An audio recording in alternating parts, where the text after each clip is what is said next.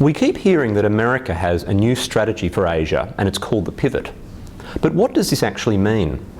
Last November, US President Obama visited Australia. He gave a grand speech and announced a deal to place US Marines in this country's Northern Territory. As Australia's leading think tank, the Lowy Institute became the go-to place to interpret what on earth was going on. And months later, we are still being asked questions like this. What are the implications of America's so-called pivot, its new strategic focus on Asia? Is it really all about China? Can America deliver? Is the pivot a good idea or a bad one? And where does Australia fit in? Obama may not have used the word pivot, Hillary Clinton did, but the pivot is real in the sense that it is genuinely what America wants to do. From the strategic wrong turn that was Iraq to the muddle that is Afghanistan, Washington is pivoting. In other words, it's shifting its diplomatic and military attention.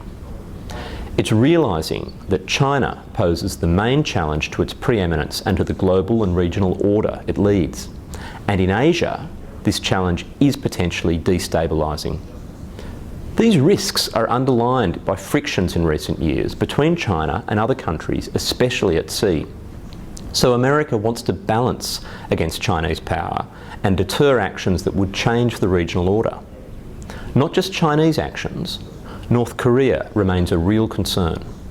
Now currently, America has serious economic constraints, and many question whether it can really afford to keep overmatching China in Asia. In that sense, the pivot is a case of literally turning on a dime.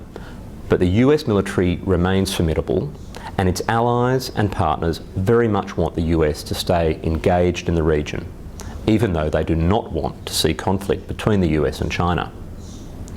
The jury's out, however, on whether America can really deliver and on how Beijing will respond to all of this.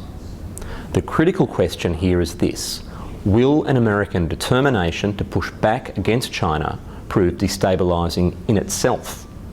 Certainly China resents America's plan and calls it containment, but China has also been compelled to take stock, to take a look at itself. America's own reassertion has helped make China realise that its own episodes of overconfidence have damaged its interests and damaged its image in Asia. What about Australia in all of this?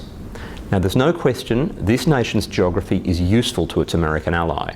There is interest in naval access, the better to reach both the Indian and the Pacific Oceans in this Indo-Pacific age, but we're not talking about some huge new base. It won't be some Crocodile Dundee version of Okinawa. And as for those Marines, the force will be small, a few thousand at most, and they'll be too far away to really matter to China. In fact, the Marines are more likely to end up working alongside the Chinese military in humanitarian missions than fighting them. But of course perceptions matter.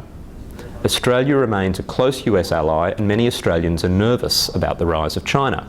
Yet I'm not sure that Australians wanted their capital city to go down in history as the place where Mr. Obama made his toughest speech yet about balancing Beijing. One thing's for sure, this year here at the Lowy Institute we will be closely watching the new American strategy in Asia and China's reaction to interpret what it means for us all.